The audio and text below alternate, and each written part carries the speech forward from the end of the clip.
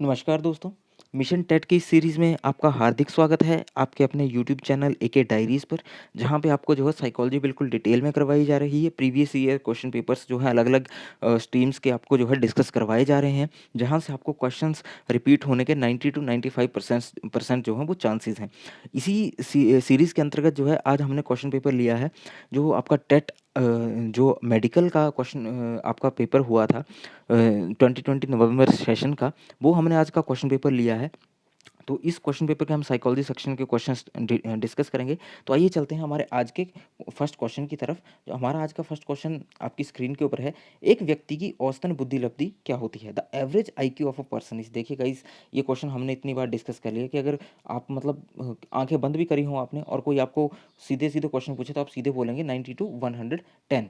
ठीक है, ये आपके पास आ गया। अब क्वेश्चन ये उठता है कि जो आपके 130 टू 150 होते हैं वो कौन से होते हैं? तो वो आते हैं आपके सुपीरियर, अति श्रेष्ठ बुद्धि में। सुपीरियर आगे 70 टू 90 आपके आगे फीबल माइंडेड मंद बुद्धि, और 50 टू 70 आपके आगे कौन से आए? मोरोन या मूर्ख जिसको बोलते हैं। गाइस, मैं आशा करता हूँ कि आप वीडियो के साथ एंड तक बने रहेंगे और कॉपी पेन लेके जो है वो नोट करते रहेंगे, ताकि आपको आपके पास जो डिटेल्ड नोट्स बने और आपको जो है पूरा पूरा नॉलेज हो। ये क्वेश्चन पेपर जो है वो इसमें साइकोलॉजी सेक्शन थोड़ा सा आपका टेक्निकल पूछा गया है, थोड़ा सा डिफिकल्ट है, लेकिन इस बार उम्मीद है कि यहाँ से क्वेश्चंस काफ़ी रिपीट होंगे किसी ना किसी स्ट्रीम के टेट में। तो इन क्वेश्चंस को ध्यान से नोट डाउन कीजिए और पूरा देखिएगा।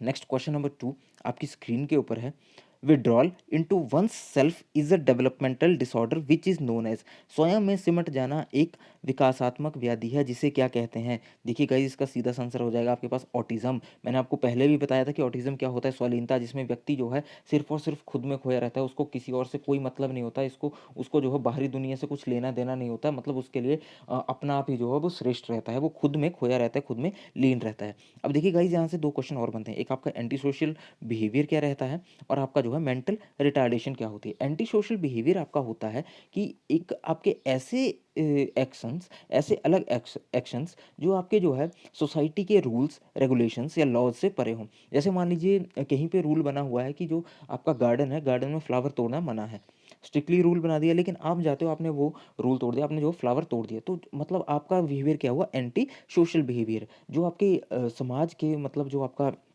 कोई नॉर्म्स हैं उसके अगेंस्ट जो आप बिहेवियर करते हो वो आपका एंटी सोशल बिहेवियर आता है। इसके कुछ एग्जांपल्स हो सकते हैं, फिजिकल एग्रेशन हो गया, आपका थेफ्ट हो गया, या आपके रूल्स की वायलेशन होगी जो सोसाइटी के हैं। नेक्स्ट आता है आपका एमआर, मेंटल रिटार्डेशन क्या होती है? एमआर आपका जो है लिमिटेशंस इन प्रेजेंट फंक्शनिंग, मतलब जो आपकी प्रेजेंट फंक्शनिंग में लिमिटेशंस आती हैं, आप जो फंक्शनिंग है वो ढंग से नहीं कर पाते। इसके दो मेन एरियाज होते हैं, एक आता है आपका कम्युनिकेशन, एक आता है आपका self care.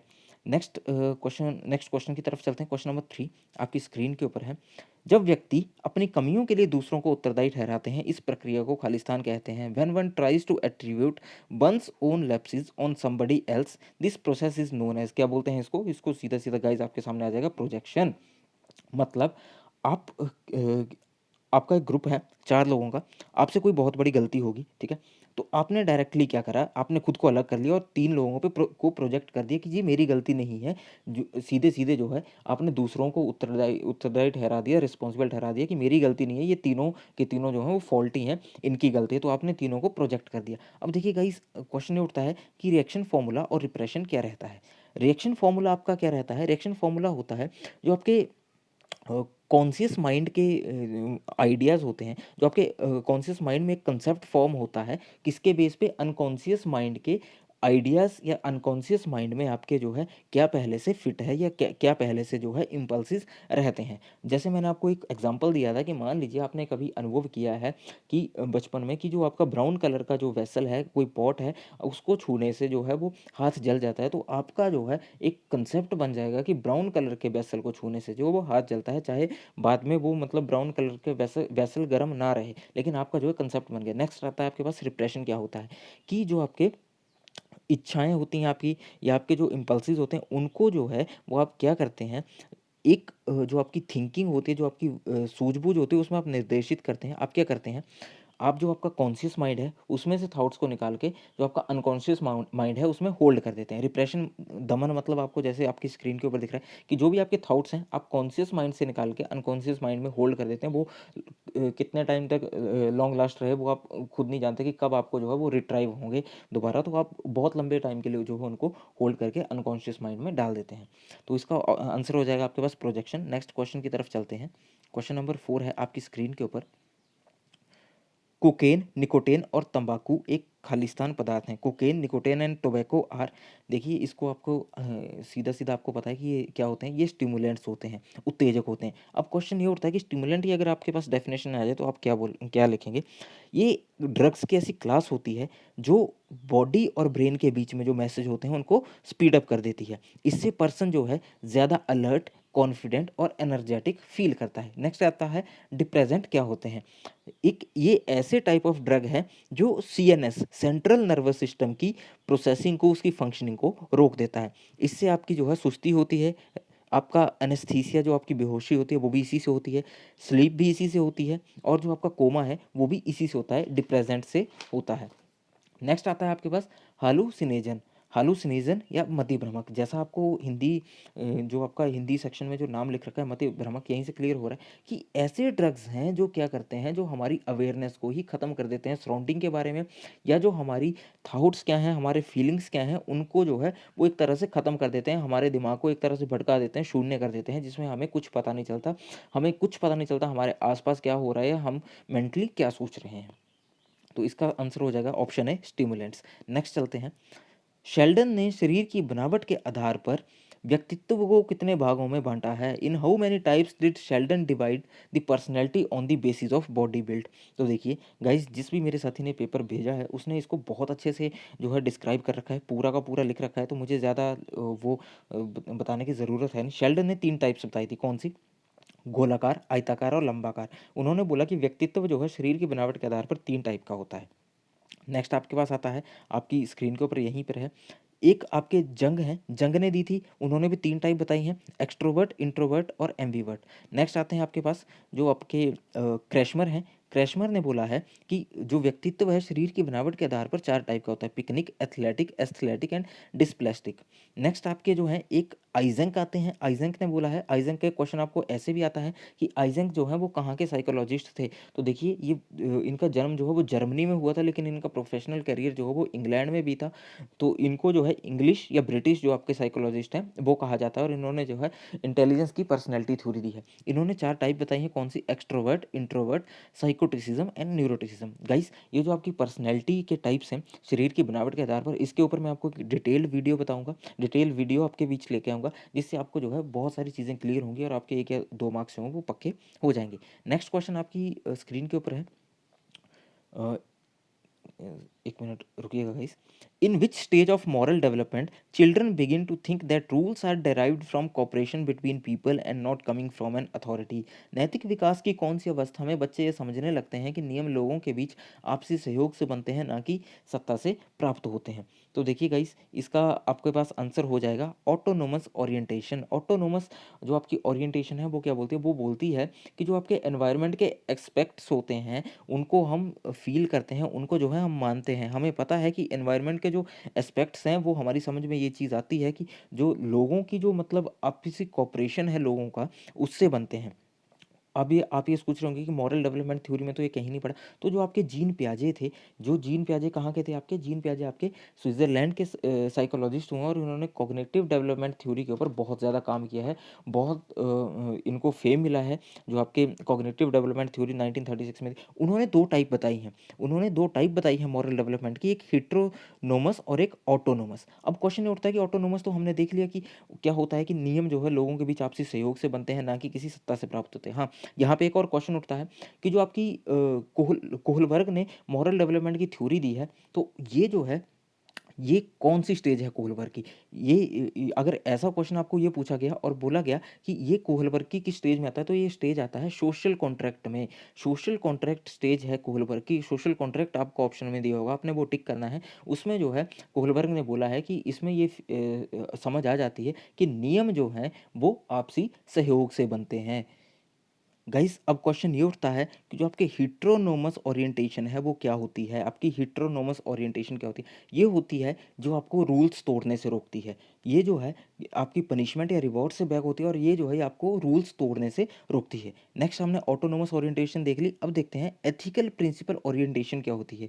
Guys ethical principal orientation होती है ये जो आपकी हाईएस्ट स्टेज है। एथिकल प्रिंसिपल ओरिएंटेशन जो है वो आपकी हाईएस्ट स्टेज है जिसमें आपको ये समझ आता है कि निर्णय का एकमात्र आधार जो है वो हमारा विवेक होता है, हमारी कॉन्शियसनेस होती है।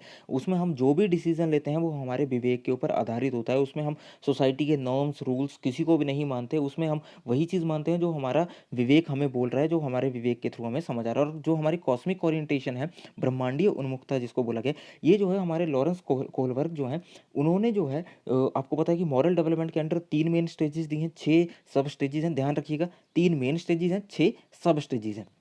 उन्होंने जो है 7th स्टेज के ऊपर काम करना शुरू किया था कॉस्मिक ओरिएंटेशन के ऊपर, लेकिन इसका जो है उनको सही से उनको कुछ एग्जांपल्स बोल सकते हैं, एग्जांपल्स नहीं मिले या इसकी कुछ थ्योरीज उनको सही नहीं मिली, तो इसके ऊपर जो है इन्होंने काम करना छोड़ दिया और इसको जो है उतनी एक्सेप्टेंस नहीं मिली। लेकिन इसके अंडर ये होता है कि जो हमारी मॉरल रीजनिंग और रिलीजन के बीच एक लिंकिंग होती है उसको जो है कॉस्मिक ओरिएंटेशन बोला जाता है। और आपको पता है कि मॉरल डेवलपमेंट की थ्योरी जो है वो किसने दी है? आपके लॉरेंस कोहलबर्ग हैं, अमेरिकन साइकोलॉजिस्ट हैं, और उन्होंने जो है 1958 में ये थ्योरी दी थी। देखिए आपकी स्क्रीन के ऊपर दिख रहा है कि 3 मेन स्टेजेस कौन सी हैं? Pre conventional, conventional, post conventional, 3 है और इसके अंडर जो है 6 सब स्टेजेस आती हैं। क्वेश्चन बहुत बार पूछा गया कि सब स्टेजेस कितनी आती हैं।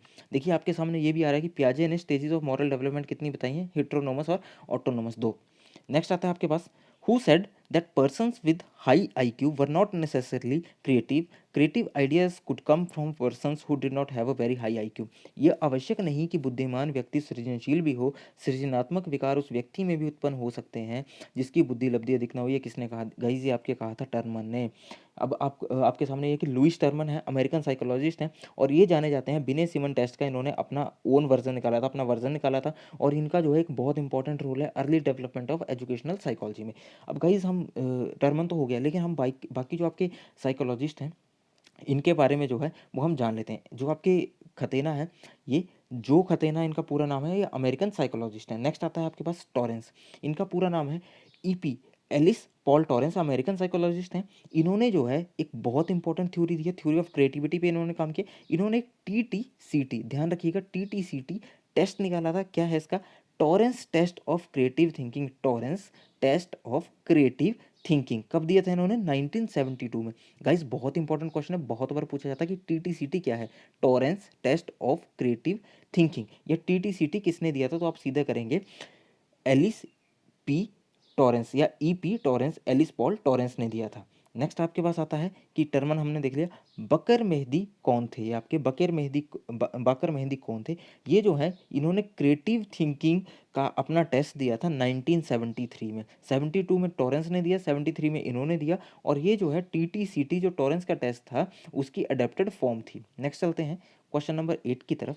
यह अवधारणा किसकी है कि भाषा विकास शारीरिक परिपक्वता की तरह है जो उपयुक्त देखभाल करने पर बच्चे में स्वतः हो जाता है? Who proposed that language development is just like physical maturation, if given adequate care it just happen to the child. देखिए गाइस ये सीधे सीधे आपके बोला था एन चोमस्की ने। एन चोमस्की का पूरा नाम जो है वो आपका क्या है, हम ये देखेंगे। नोआम चोमस्की इनका पूरा नाम है, अमेरिकन लिंग्विस्टिक हैं और इन्होंने जो है 4 मेन थ्योरीज दी हैं। ध्यान रखिएगा 4 मेन थ्योरीज, बहुत इंपॉर्टेंट क्वेश्चन है। सीटेट में बार बार पूछा जाता है कि चोमस्की की थ्योरीज कौन सी हैं। पहली है इनकी universal grammar theory, universal grammar theory. दूसरी है इनकी जनरेटिव ग्रामर थ्योरी, पहली universal grammar theory, second generative grammar theory, third है चोमस्की हायरार्की, चोमस्की की हायरार्की, और फोर्थ है मिनिमलिस्ट प्रोग्राम, न्यूनतम प्रोग्राम जिसको बोलते हैं मिनिमलिस्ट, MINIMALIST, मिनिमलिस्ट प्रोग्राम। तो इनकी 4 मेन जो थ्योरीज हैं, 4 मेन थ्योरीज हैं इनकी एन चोमस्की की। अमेरिकन लिंग्विस्टिक है ये, अमेरिकन लिंग्विस्टिक, ये भी पूछा जाता है कि कहाँ के? अमेरिकन है। नेक्स्ट इनका ये आंसर हो गया। नेक्स्ट हम देखते हैं बेंजामिन ली वॉर्फ कहाँ के हैं? बेंजामिन ली वॉर्फ जो है अमेरिकन लिंग्विस्टिक हुए हैं और इन्होंने ये चीज़ बोली है कि जो लैंग्वेज हम बोलते हैं वो इस चीज़ को अफेक्ट करती है कि हम दुनिया के बारे में कैसे सोचते हैं। हमारी लैंग्वेज इस चीज़ के ऊपर बहुत प्रभाव डालती है कि हम दुनिया को किस नज़रिए से देखते हैं। नेक्स्ट आप क्या आते हैं? लेव वाइगोत्स्की। गाइस सीटेट में बार-बार ये पूछा जाता है, एचपी टेट में भी पूछा जाता है, लेव वाइगोत्स्की कौन है? ये आपके सोवियत संघ के साइकोलॉजिस्ट हैं, मेनली रशियन। आपको पता है रशिया पहले सोवियत संघ था, पर रशिया अलग हो गया, तो आपको सोवियत भी आ सकता है, रशिया भी आ सकता है। इन्होंने जो है साइकोलॉजिकल डेवलपमेंट इन चिल्ड्रन ये थ्योरी दी थी, साइकोलॉजिकल डेवलपमेंट इन चिल्ड्रन। एक और इन्होंने थ्योरी दी है socio cultural theory. Socio cultural theory कब दी है इन्होंने? 1934 में। नोट डाउन कर लीजिए, सोशियो कल्चरल थ्योरी 1934 में। इसके अलावा इन्होंने बोला कि सोशल इंटरेक्शन जो है वो किसी बच्चे की लर्निंग में बहुत क्रिटिकल रोल प्ले करती है। सोशल इंटरेक्शन, सामाजिक अंतक्रिया जो है, आपकी समाज से अंतक्रिया जो है, वो किसी बच्चे की लर्निंग में बहुत क्रिटिकल रोल प्ले करती है। इन्होंने बोला है कि लर्निंग जो है वो सिर्फ और सिर्फ सोशल इंटरेक्शन, सामाजिक अंतक्रिया से ही संपन्न होती है। तो आपका आपसे पूछा जा सकता है कि वाइगोत्स्की ने किस चीज़ पे स्ट्रेस किया, किस फील्ड में काम किया। इन्होंने टोटल जो आपकी थ्योरीज़ वो इन्होंने दी है सोसाइटी के अंडर, और इन्होंने ये बोला है कि बच्चे की लर्निंग जो है सोशल इंटरेक्शन है, सोसाइटी के परस्पर अंतक्रिया से ही संभव हो सकती है।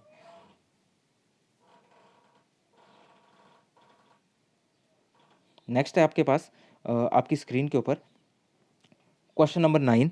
पालन की कौन सी शैली के परिणाम स्वरूप बच्चे आक्रामक, स्वतंत्र निर्णय लेने में अक्षम तथा उत्तरदायित्वों से दूर भागने वाले होते हैं? Which parenting style results in impulsiveness, aggressiveness and lack independent ability to take decision and responsibilities? Guys, इसका आंसर है आपके पास authoritarian autocratic. Authoritarian autocratic, C option पे की तरफ ध्यान मत दीजिए, इसका सही आंसर है डी ऑप्शन, सत्तावादी निरंकुश। अब इसमें ये होता है, ये पेरेंटिंग स्टाइल है जो आपका ऑथोरिटेरियन और आपका ऑटोक्रेटिक है। इसमें क्या होता है, बच्चे अग्रेसिव, शाई और अपने डिसीजन जो हैं वो नहीं ले पाते। देखिए, अग्रेसिव हो गया, स्वतंत्र निर्णय लेने में अक्षम तथा उत्तरदायित्वों से दूर भागने वाले होते हैं। अब आपके पास क्वेश्चन उठता है कि ऑटोरिटेरियन रेसिप्रोकल क्या होता है? जो आपके ऑटोरिटेरियन रेसिप्रोकल होता है वो कम पॉजिटिव होते हैं, और जो है चॉइस में चॉइस नहीं बना पाते, एक चॉइस फ्रेम नहीं कर पाते। नेक्स्ट आता है आपके पास indifferent uninvolved. Indifferent uninvolved parenting style से क्या होता है कि बच्चे की, इनका फोकस होता है कि बच्चे की सिर्फ बेसिक नीड्स पूरी करते हैं, जिससे क्या होता है बच्चा स्ट्रेसफुल होता है, इमोशनली वीक होता है और गैर मिलनसार बन जाता है। नेक्स्ट आता है आपके पास indulgent permissive. Indulgent permissive style क्या है? इससे क्या होता है बच्चे का जो है क्या होता है, बच्चा स्वाभिमान मतलब बहुत ज़्यादा स्वाभिमानी होता है, इमोशनली साउंड रहता है, और उसको संसार जो है वो भयमुक्त लगता है। तो इसका आंसर हो जाएगा ऑटोरिटेरियन ऑटोक्रेटिक। ध्यान रखिएगा, देखिए ऑथोरिटेरियन रेसिप्रोकल भी है, लेकिन आपने ऑटोक्रेटिक ध्यान रखना है। रेसिप्रोकल में मैंने क्या बताया, बच्चा जो है कम पॉजिटिव होता है, चॉइस नहीं मेक कर पाता है। अगर आपको ये आए कि चॉइस बच्चा किस में मेक नहीं कर पाता है, कम पॉजिटिव किस में होता है, नेगेटिव ज़्यादा होता है, तो आपने रेसिप्रोकल ऑथोरिटेरियन रेसिप्रोकल करना है। लेकिन आपसे ये पूछा गया है कि आक्रामक, स्वतंत्र निर्णय लेने में अक्षम, तो क्या होता है ऑथोरिटेरियन ऑटोक्रेटिक। हमारे आज के इस सेशन का लास्ट क्वेश्चन, प्राचीन अनुबंधन में भोजन को किस नाम से जाना जाता है? इन क्लासिकल कंडीशनिंग आपका जो है food is known as, food को किस नाम से जाना जाता है? तो आपको गाइस सीधा सीधा पता है कि क्लासिकल कंडीशनिंग में जो है फूड को जाना जाता है अनकंडीशनड स्टिमुलस। अब अनकंडीशनड स्टिमुलस की डेफिनेशन है कि response taken place without any prior learning, बिना किसी लर्निंग के आपको रिस्पॉन्स हो गया। आपको पता है कि क्लासिकल कंडीशनिंग किसने दी? इवान पेवलोव, रसिया के थे। 1904 में जो है इन्होंने थ्योरी दी थी, और किस पे एक्सपेरिमेंट किया था? डॉग के ऊपर। तो ठीक है गाइस, हमारी आज के क्वेश्चन की सीरीज यहाँ खत्म होती है, और नेक्स्ट वीडियो में हम नेक्स्ट क्वेश्चंस दोबारा से डिस्कस करेंगे। अगर आपको वीडियो अच्छी लगी है, वीडियो को लाइक कीजिए, चैनल को सब्सक्राइब कीजिए, वीडियो को ज़्यादा से ज़्यादा शेयर कीजिए। अपना वक्त देने के लिए धन्यवाद। Thank you so much, have a nice time.